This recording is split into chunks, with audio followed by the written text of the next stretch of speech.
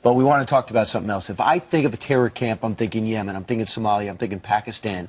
What you're finding is we might have as many as 22 so-called villages and at least one terror camp, as even in domestically, as in Texas.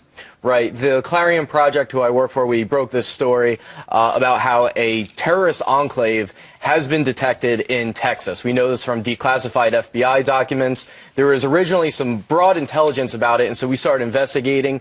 We figured out the group's front organizations that they were using in Texas, and then some activists from a group called Act for America went and verified the specific location so that we made sure that we definitely knew what we were talking about, and then we got declassified FBI documents and confirmed it from that end. So we know for a fact that this organization that runs the 22 villages, as they call them, also have one in Texas. How long has this village in Texas been running, or any of the other 22? Is that known?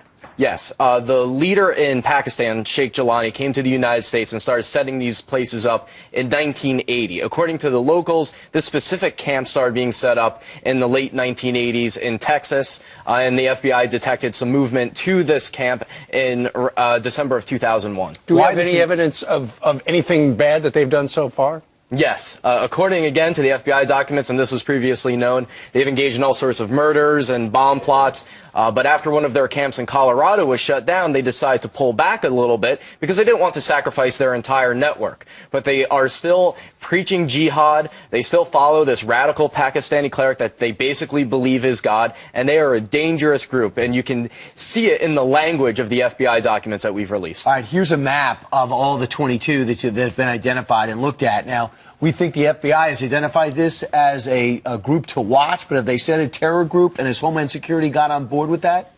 Well, this is the interesting thing. They are considered a domestic organization, and because they are American citizens, it becomes very difficult to tackle them. Yes, if they find specific information about a specific individual doing something illegal, will they get them? Of course. But most of what they do is legal. They go right up to that line. And the reason they're able to operate in the United States is because the State Department doesn't consider this group, Jamaat al-Fuqra, a foreign terrorist organization. They operate in the United States under the name Muslims of the Americas. And by the way, their headquarters is in New York State. It's a place actually called Islamburg. They have a sign when you go there that says Islamburg. We've heard about that. It's troubling. And now we know 22 villages across the country. Ryan Morrow, thank you very much for bringing this to our attention. Thank you.